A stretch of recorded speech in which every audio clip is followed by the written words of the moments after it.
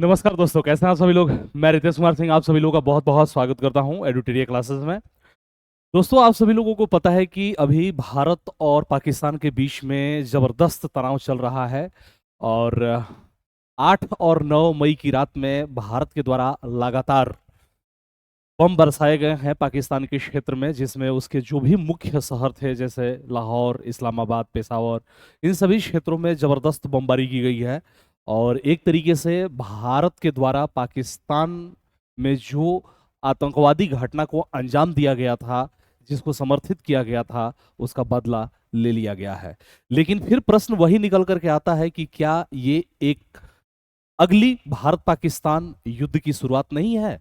तो चलिए इसी बात को ध्यान में रखते हुए, इसी बात के मद्देनजर हम लोग यहाँ पे कुछ चीजों को डिस्कस करने वाले हैं। और अगर इतिहास के पन्नों को थोड़ा सा पलटेंगे तो हम देखेंगे कि भारत और पाकिस्तान के बीच में कब कब कौन कौन से कॉन्फ्लिक्ट्स हुए हैं और क्या क्या समस्याएं रही है।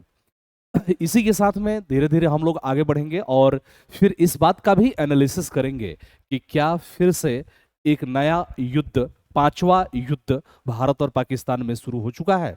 तो चलिए आगे बढ़ते हैं और देखते हैं भारत और पाकिस्तान के जो रिश्ते हैं उसके ऐतिहासिक पृष्ठभूमि में क्या क्या हुआ, कब कब कैसे कैसे क्या क्या घटित हुआ। यहाँ पर देखिए, ऑपरेशन सिंदूर 7 मई 2025 पहलगाम आतंकी हमला का बदला ले लिया गया है भारत के द्वारा। 8-9 मई 2025 ऑपरेशन सिंदूर 2.0। यहां पे देखेंगे तो इंडो पाक कॉन्फ्लिक्ट की अगर हम लोग बात करते हैं तो इंडो पाक कॉन्फ्लिक्ट में सबसे पहले हमें 1947 में फर्स्ट इंडो पाक वॉर ओवर कश्मीर दिखाई देता है। फिर 1965 में सेकंड कश्मीर वॉर के बारे में हम बात करेंगे। 1971 में बांग्लादेश लिबरेशन वॉर के बारे में बात करेंगे। 1972 लाइन ऑफ कंट्रोल की जो है वो उसकी स्थापना की गई। यहीं पे आपको शिमला समझौता भी दिखाई देगा। Siachen glacier seized by the Indian forces 1984। 1999 में कारगिल वार होता है। 2001 में attacks on Indian parliament, Kashmir assembly militarise beefed up along the LOC. Samjhauta express bombed near Panipat. 2008 में Mumbai attack, India suspects Lashkar e Taiba hand. 2016 India conducts surgical strikes in PoK. और फिर 2019 में Pulwama attack, IAF crosses LOC to strike Jaish Mohammed training camp इन पाकिस्तान। यानी कि जब जब ये पाकिस्तान के द्वारा नापाक हरकत की गई है तब तक भारत के द्वारा बदले की कार्रवाई में सर्जिकल स्ट्राइक और पीओके में अटैक किया गया है। इस बार भी भारत सिंदूर अभियान को चला करके, ऑपरेशन सिंदूर को चला करके सिर्फ और सिर्फ आतंकवादी क्षेत्रों को ही टारगेट किया था पीओके में। लेकिन पाकिस्तान अपने हरकतों से बाज नहीं आएगा और उछल कूद तो करता ही रहेगा। उसको पीओके में आतंकवादियों को जब मारा गया तो भी उसके सीने में बहुत ज्यादा दर्द था। तो उसने फिर जब अटैक किया कल शाम को, यानी कि 8 मई 2025 को जब उसने अटैक किया भारत के क्षेत्र पे, तब भारतीय सेना लगातार अटैक करना शुरू कर दी। तो चलिए इसी ऐतिहासिक पृष्ठभूमि में हम देखते हैं भारत पाकिस्तान युद्ध कालानुक्रमिक सारांश के बारे में बात करेंगे। तो पहला भारत पाक युद्ध 1947 और 48 में हुआ।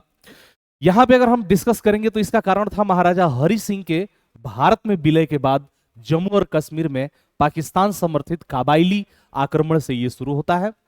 भारतीय सेना ने आक्रमणकारियों को पीछे धकेल दिया। जनवरी 1949 ईस्वी में संयुक्त राष्ट्र की मध्यस्थता से युद्ध विराम के साथ युद्ध समाप्त हो गया। कश्मीर को पाकिस्तान के कब्जे वाले कश्मीर यानी कि पाक ऑक्यूपाइड कश्मीर, पीओके, और जम्मू और कश्मीर यानी कि भारत प्रशासित में विभाजित किया गया। यह हम बात कर रहे हैं 1947 का, जब भारत और पाकिस्तान दोनों आजाद ही हुए थे।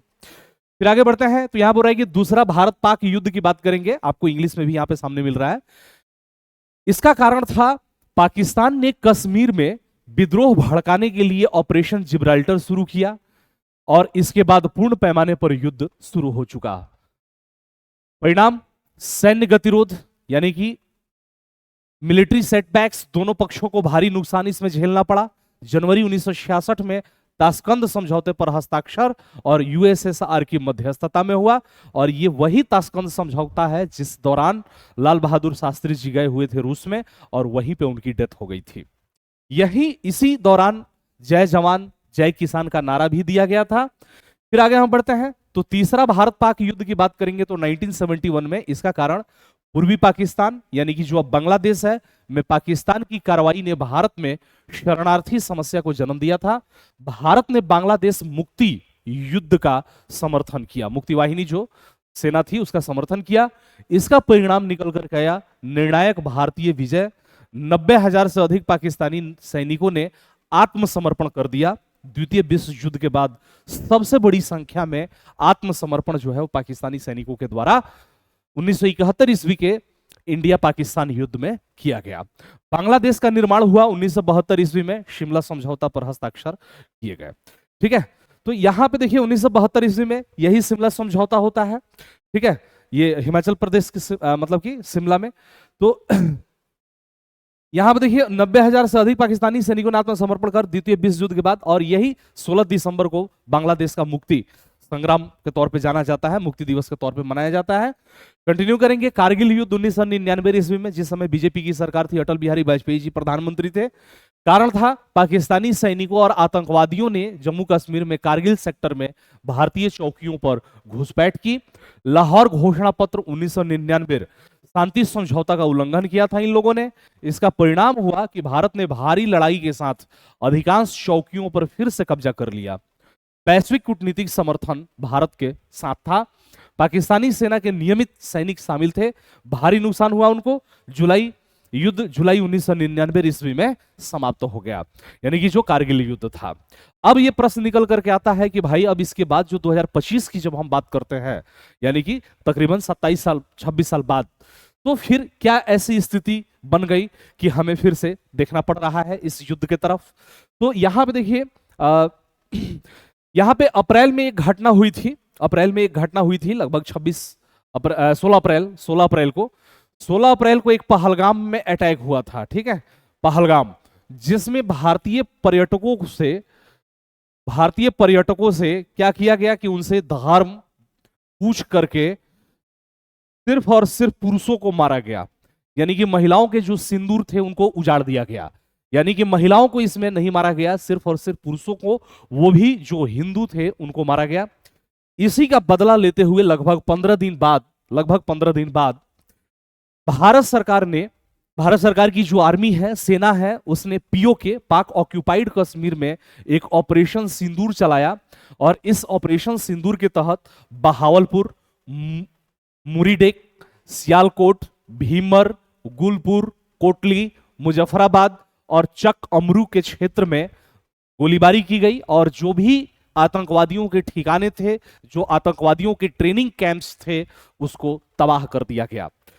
इसमें यह ध्यान रखने की बात है कि जो भारत की सेना ने जो किया, किसी भी सिविलियन को अटैक नहीं किया, किसी भी सिविलियन को नहीं मारा, और सिर्फ पीओके तक ही अपने आप को सीमित रखा, बल्कि पाकिस्तान के मेन लैंड में एंट्री नहीं किया, और सिर्फ जो आतंकवादी कैंप है उसी को तबाह किया। लेकिन पाकिस्तान को ये आतंकवाद के खिलाफ लड़ाई हजम नहीं हुई, और फिर पाकिस्तान ने भी अपनी आर्मी को खुली छूट दे दी। और फिर इसके बाद जब 7 मई यानी कि कल रात में जब पाकिस्तान के द्वारा कश्मीर के क्षेत्र में, पंजाब के क्षेत्र में, राजस्थान के क्षेत्र में जब ड्रोन्स से हमला किया गया, तो भारतीय सेनाओं ने उसको मार गिराया और एक युद्ध की पृष्ठभूमि तैयार हो गई। और इसके बाद भारतीय सेना ने पाकिस्तान के क्षेत्र में इंटर करके, जैसे लाहौर वगैरह के क्षेत्र की बात करेंगे, पेशावर, इस्लामाबाद, इन सभी क्षेत्रों में जम करके बमबारी की गई। और फिर से वो पृष्ठभूमि तैयार हो गई कि क्या अब ये एक नया 5वां भारत पाकिस्तान युद्ध शुरू हो गया। तो इसके बारे में थोड़ा सा डिस्कशन करेंगे कि ये वो कौन से तथ्य हैं जो ये बताते हैं कि युद्ध हो सकता है, और नहीं होना चाहिए तो क्यों नहीं होना चाहिए। क्या भारत पाकिस्तान युद्ध शुरू हो चुका है, ये प्रश्न है हमारे सामने। हाँ, वर्तमान में भारत और पाकिस्तान के बीच सैन्य संघर्ष की स्थिति उत्पन्न हो गई है। हाल ही में जम्मू कश्मीर के पहलगाम में हुए आतंकी हमले में 26 लोगों की जान जाने के बाद भारत ने पाकिस्तान पर आतंकवाद का समर्थन करने का आरोप लगाया है। इसके जवाब में भारत ने ऑपरेशन सिंदूर के तहत पाकिस्तान के आतंकी ठिकानों पर हवाई हमले किए हैं 7 मई 2025 को। पाकिस्तान ने भी जवाबी कार्रवाई करते हुए जम्मू कश्मीर, पंजाब और राजस्थान में ड्रोन और मिसाइल हमले किए, जिन्हें भारतीय वायु रक्षा प्रणाली ने नाकाम कर दिया। दोनों देशों के बीच नियंत्रण रेखा LOC पर भारी गोलीबारी और ड्रोन हमले की घटनाएं सामने आ रही है और ये 8-9 मई 2025 की घटना है। फिर आगे बढ़ते हैं तो भारत के रक्षा मंत्री राजनाथ सिंह जी ने तीनों सेनाओं के प्रमुखों के साथ आपात बैठक की है और प्रधानमंत्री नरेंद्र मोदी स्थिति पर करीबी नजर बनाए हुए हैं। हालांकि भारत ने औपचारिक रूप से युद्ध की घोषणा नहीं की है। भारत की तरफ से अभी युद्ध की घोषणा नहीं की गई है। ये जो भी कार्रवाई हो रही है सभी की सभी सुरक्षात्मक कार्रवाई है, लेकिन हालात बेहद तनावपूर्ण है और दोनों देशों के बीच सीमित सैन्य संघर्ष जारी है। अंतर्राष्ट्रीय समुदाय विशेषकर अमेरिका इस स्थिति को लेकर चिंतित है, लेकिन उन्होंने स्पष्ट किया है कि सीधे हस्तक्षेप नहीं करेंगे। स्थिति गंभीर है और आगे की घटनाओं पर निर्भर करेगा कि यह संपूर्ण युद्ध में परिवर्तित होता है या नहीं। हालांकि मेरा व्यक्तिगत तौर पे यह मानना है कि युद्ध नहीं होना चाहिए, क्योंकि युद्ध में बड़े पैमाने पर जान माल की हानि होती है और अंततोगत्वा युद्ध से कोई निष्कर्ष निकलता भी नहीं है। अंत में फिर वही शांति के टेबल पे ही बैठना पड़ेगा, फिर दोनों के बीच में समझौता ही होगा। तो बेहतर यही है कि दोनों डिप्लोमेटिक तरीके से समझदारी से इस मामले को हल करें, लेकिन पाकिस्तान जो ये नापाक हरकत कर रहा है उसका जवाब देना भी उतना ही जरूरी है और हम सबको अपने भारतीय होने पर गर्व है। जय हिंद, जय भारत।